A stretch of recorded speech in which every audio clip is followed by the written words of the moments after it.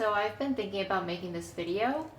I think that it would be an interesting topic to discuss because since college, I think I've been thinking a lot about the way I am, specifically not really enjoying human interaction or mostly trying to stay away from it as much as possible. It's not as severe as I just made it sound. Generally, I just think from the experiences I've had, it just has left me with a very um, cynical view or just not having much faith in people. I actually can come up with 3 specific events growing up that I knew contributed to this. And also, I would say that a large part of my upbringing also contributed in some way. So first off, back in high school, I'd say earlier years, so freshman and sophomore year, I was actually very social. I had a group of Asian friends, Chinese or Korean, and I hung out with them a lot. I was very active on Facebook, I think, with messaging them or posting on their pages. So I started off being very social. And there was even a time I remember in middle school where I think my teacher called me a social butterfly because I was always very talkative and maybe partially disruptive in class because of it. So something I started noticing with this group of friends is that I feel like select people would be kind of isolated or left out. This is kind of similar to when you have a group of people and then there would be specific members of that group that tend to be more popular than the others. And popular kind of like everyone mainly wanted to talk to them. So they would usually be the ones either dominating the conversation or just being the center of attention, and then there would always be people left out.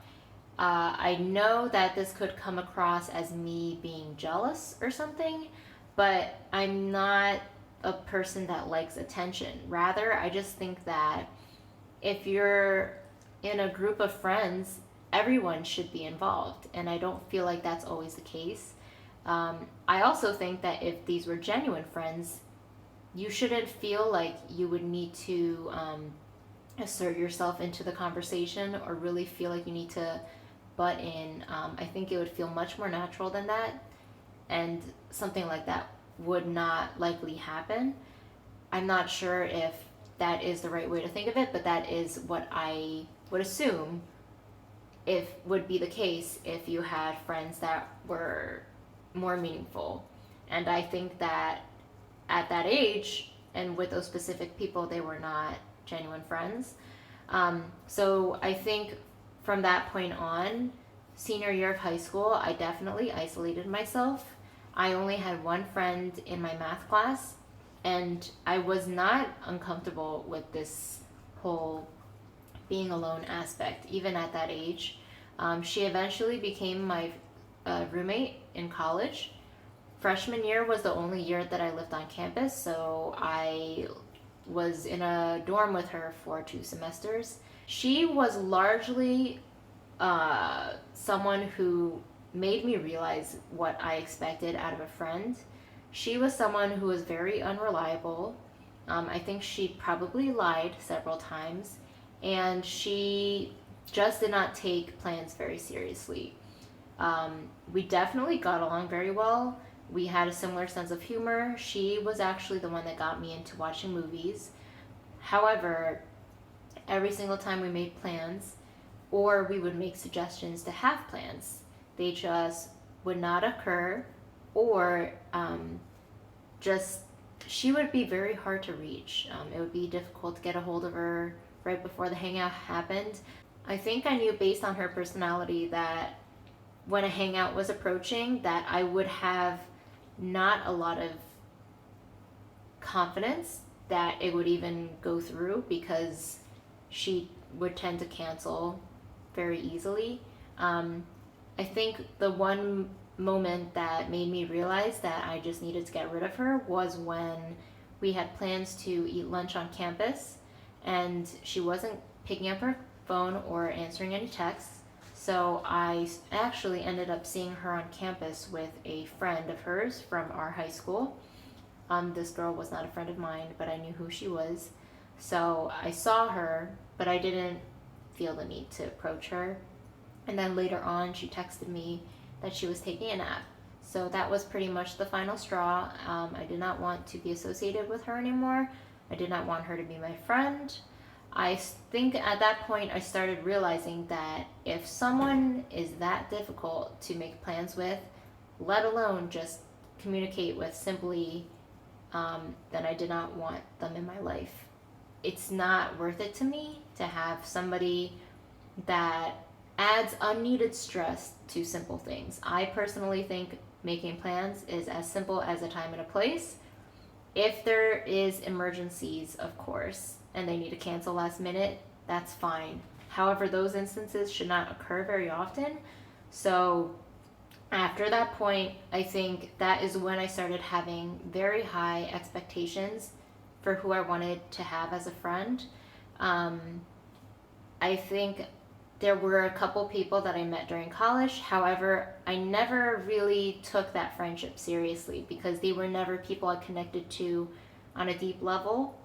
I had one girl that I considered a friend for a short while who got me into motorcycles, and I essentially cut her off because we had plans to do a group project on campus. I think it was right after class.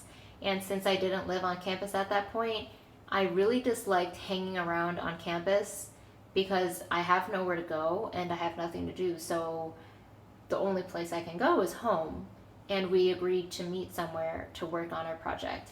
I recall that she went back to her place to maybe drop some stuff off or maybe like get something really quick to eat, but she ended up texting me that she was going out to eat dinner with her roommate, and I was on campus waiting for her. So I got really angry and I basically left when she showed up, and she sent me texts or something like thinking it was messed up that I left, but I just didn't really care.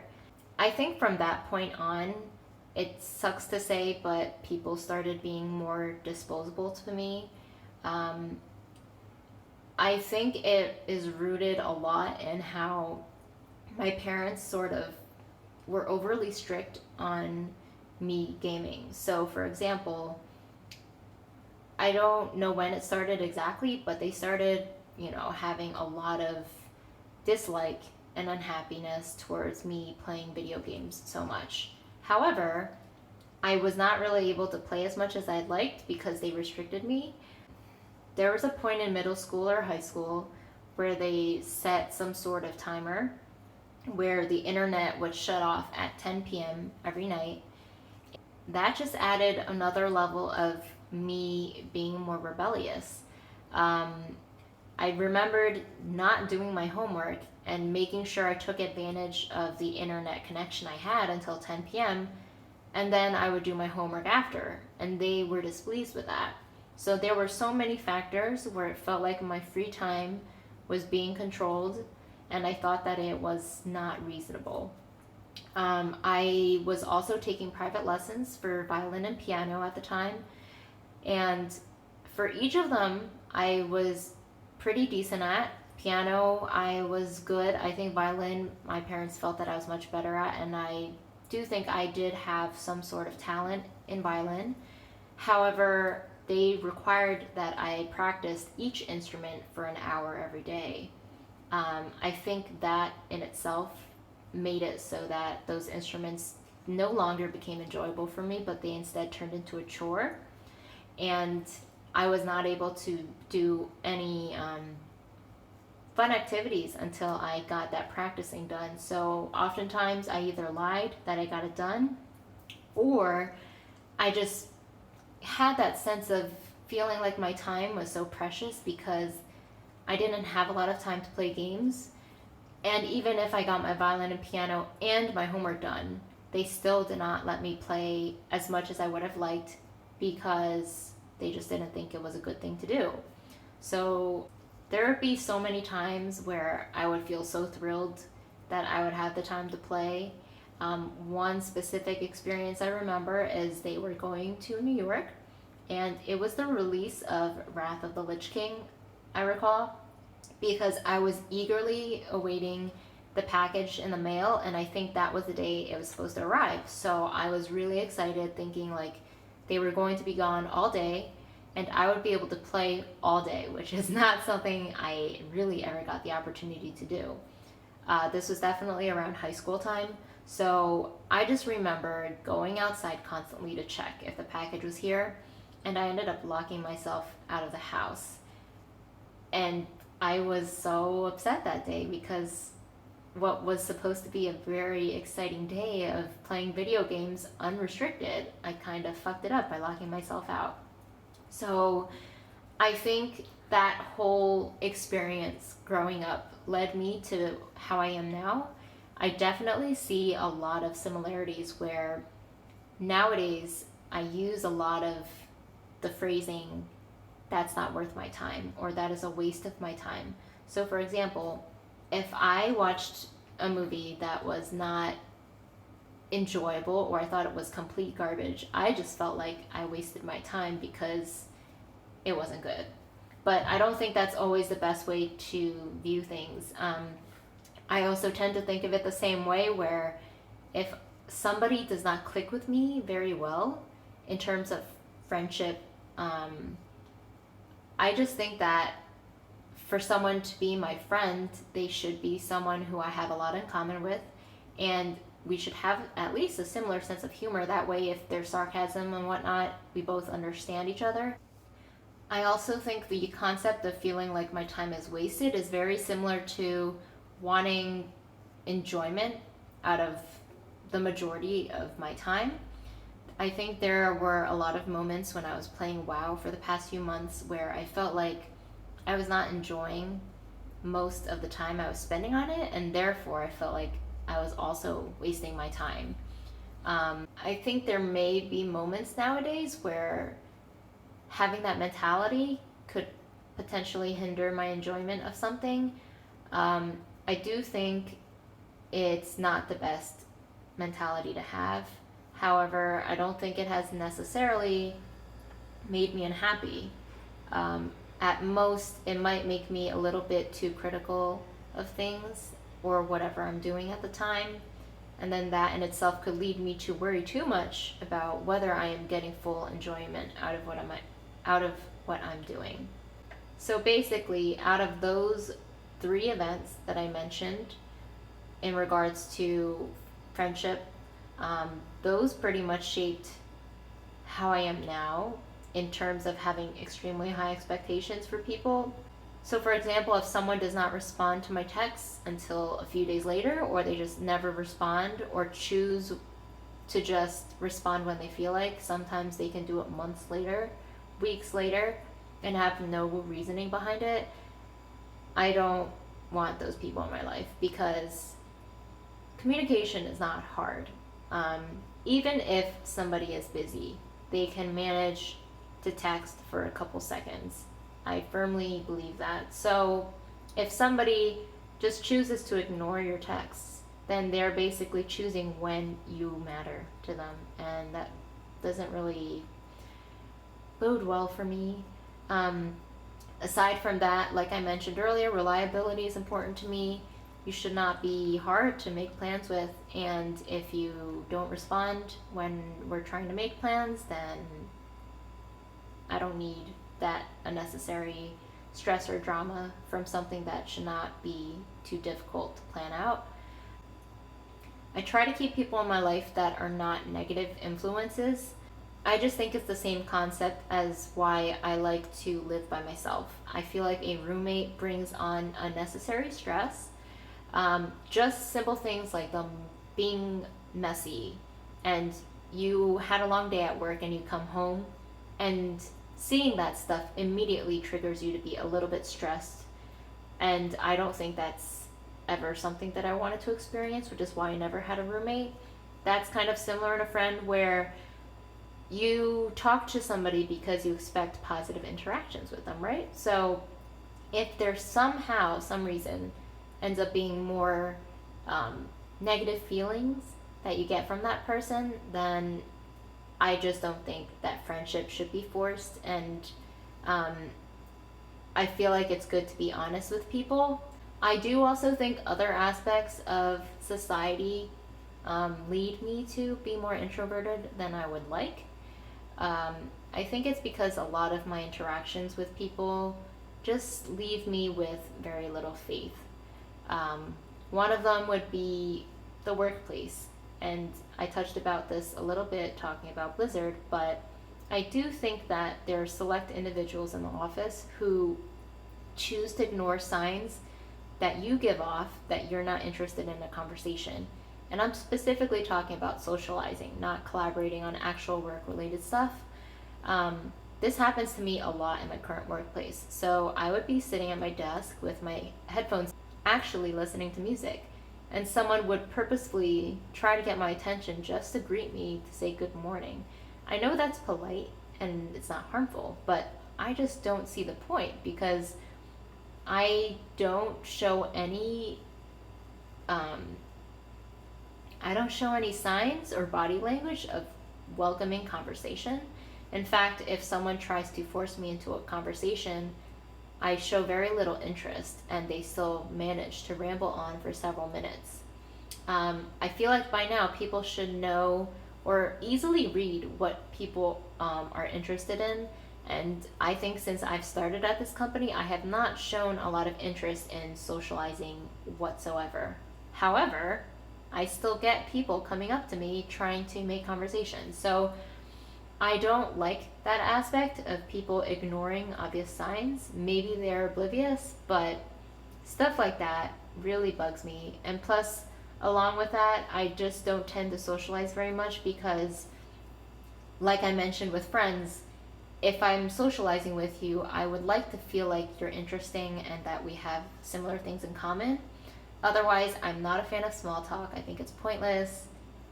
If there's a moment of silence, I'd rather have the silence than speaking of something completely pointless just to cover that silence.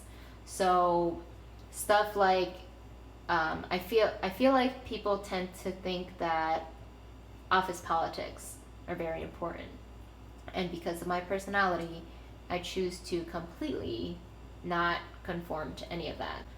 So holiday parties or attending events, I feel like those are the completely wrong environment to be in because even though it seems like it's social and it's relaxed, I feel like those events are more like for networking and trying to get on the good side of someone that might be higher up just to get noticed or stuff like that. It just feels like a game and I don't like it. I want to be natural.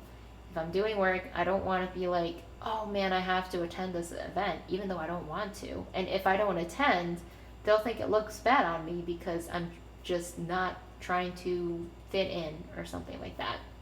I just think all of that stuff is just a lot of nonsense and I wished it wasn't so emphasized. Maybe nowadays we're moving away from that. I like that some companies are being full-time remote, but most companies still expect you to go into a physical office, so we still have a ways to go.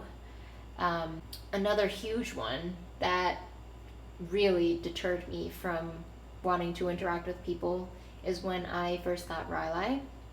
So initially, when I got her, I was not very aware of dog training. I know that the way I train her is not the majority of how people would train. In the beginning, I think that a lot of the information I was reading online was not entirely what I would agree with. So when I finally learned about the e-collar and training to have a calm dog instead of unnecessarily exciting your dog and rewarding them and just covering them with a ton of affection and all of that, I started creating restrictions for what people were allowed to do in terms of interaction with my dog. A lot of people tend to think that if you see a dog in public that they are someone that can be approached and that they are entitled to touch your dog. I really wanted to emphasize the idea that they should have a calm state of mind because if a dog is calm, then they don't tend to do stupid things because they would make choices spontaneously or just with so much energy that they're not even thinking about it. And part of that is just advocating for them. That is pretty much a big reason for a lot of what I try to do in public. So what I noticed is that when a dog is in public, people feel like they are entitled to just touch your dog without asking, and they also think that they can just approach and have their way with your dog. So this was extremely hard for me in the beginning because I was always just so stunned and angry about how people would handle these things. I even had issues with setting up boundaries with my own parents. And even till this day, they still don't respect my training, which is very sad because they have complimented me on how well behaved Rylai is. But then when I ask them something that contributes to the training, they don't follow it. And after repeated attempts, including me getting angry and crating her when they come over, they still do something stupid that makes me feel like I don't want her to be around my parents whatsoever because I think they are bad influences. I think my brother is very similar in a sense because,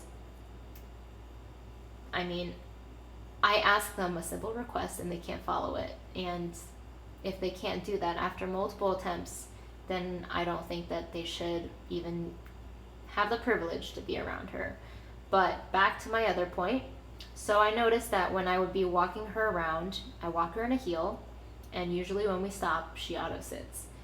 I felt like there were moments where we were either at a crosswalk or just walking around where people would either approach me asking questions about her, and then after they're done asking questions, their hand just comes out of nowhere and tries to touch her without asking me. In the beginning, it would be hard for me to say no to that. I do think that we were raised that if you decline somebody, then you're being a mean person. I think it's more nowadays about respect. I don't think it's very respectful to touch somebody else or some other animal without consent. So she's my dog, and people should ask me ahead of time if they can touch her or even interact with her. But 90% of people in public just go for molesting her without asking me whatsoever. So having that knowledge ahead of time when I go out now, I just feel like I'm always on my guard.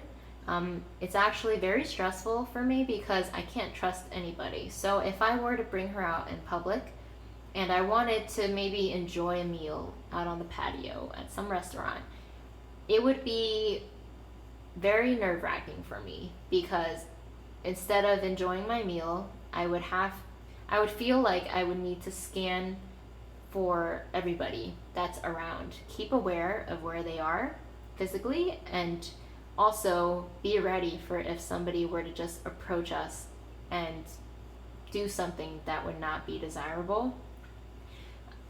I just think that all of that makes it very tough for me to have high hopes for people.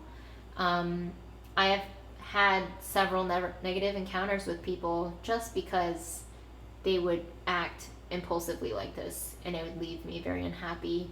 And I know maybe some people are not aware, but I don't think I have the patience to take the time to explain to them why you can't just randomly touch someone else's property without asking them. I'm pretty sure, I would like to say that if a stranger touched your child without asking you, you would probably be furious. So even though it's a child, human child compared to a dog, they are still living things and they don't deserve to be touched without being asked ahead of time.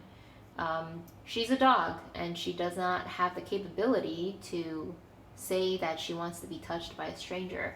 Dogs might look excited, but they're just curious.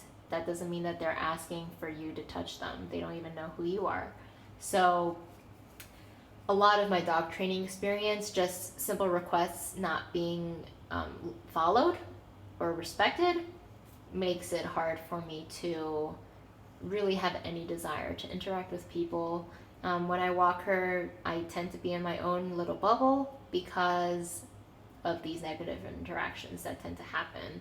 And it's unfortunate, but I definitely prioritize her. So I am always fully prepared now. I would like to think that I would be very direct and very firm with anything regarding her.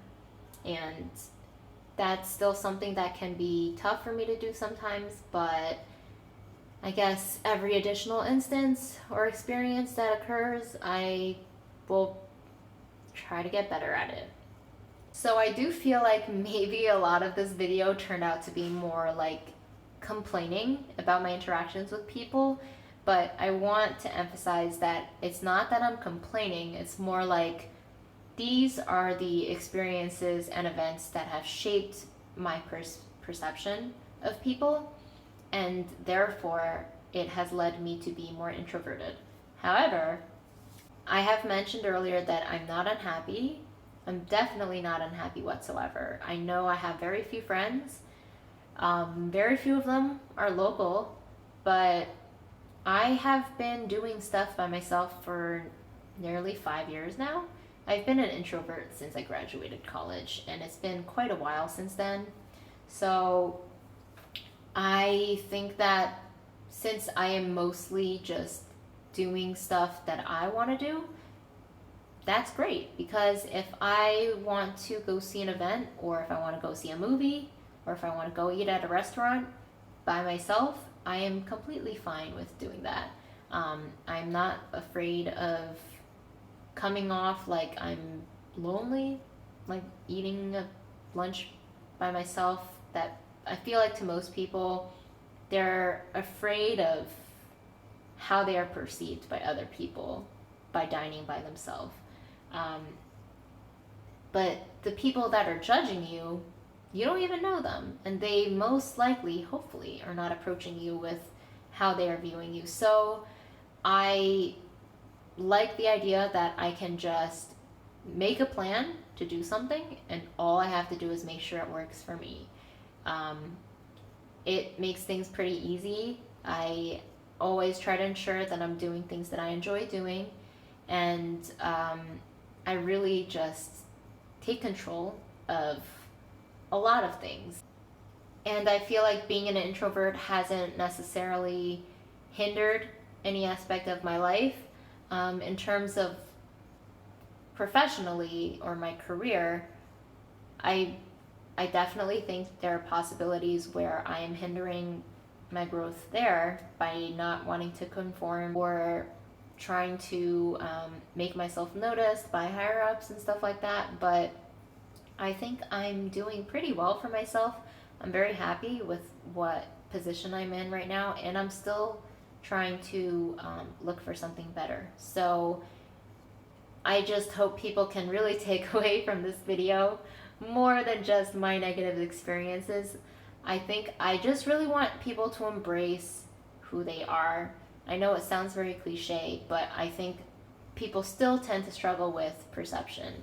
And for the longest time, I think I completely stopped caring about what other people think, and it makes things very carefree.